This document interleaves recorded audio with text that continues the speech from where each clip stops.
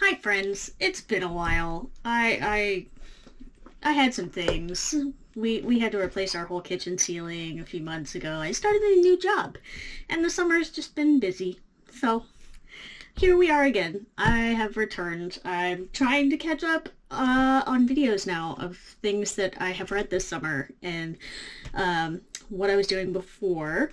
So I was doing some of the going back to books I read as a kid and, and reviewing them now as an adult, kind of reminiscing a little bit. And the last one I did back in May, I think, was Deltora Quest. So this is probably the more well-known one of the ones I've done so far. I don't think as many people knew Unicorns of Valinor or the Unicorn Chronicles that I've done before. I didn't remember much before picking this up again. All I remembered was there was monsters and a belt with some gems in it, and then we were going on quests, and that's all I remember about Deltora Quest. I asked my husband about this though. He had read these as well as a kid, and he remembered a lot more than I did. He was pulling out details that I couldn't have told you until I read this again. And it's been, gosh, it's probably been more than 25 years since either of us read these. I do remember the circumstances around me reading this. I read this in one summer in elementary school, and I had the first or second book, and I read them super fast. And then my stepmom went and picked up the rest, and she was just trying to pick them up as fast as I could read them, 1 through 7, because I did not read any of the other arcs. I only read this first arc. So that's what I remembered about this book before I picked it up again.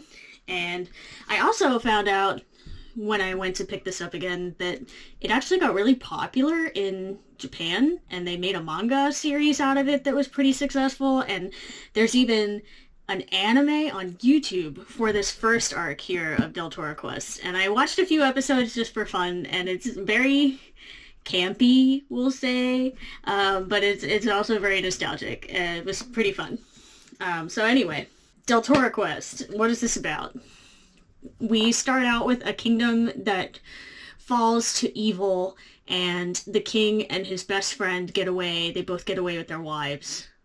Their wives and their lives. So then we come back in, I don't even remember. It was 15 years later or something like that.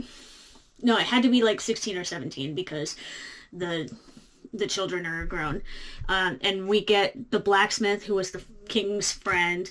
His son now is being sent out on the quest to put the Deltora belt, the belt of Deltora, back together. And his father has the belt all ready for him. He just needs to go find all the gems and where they've been scattered by evil throughout the entire country, or the kingdom rather. And he goes off and enters the woods. He goes with someone that he's known in the village for a long time, who happened to be someone who also was at the castle. So he at least has an adult with him. And they very quickly in these haunted woods meet the female main character of our story, and she joins their party.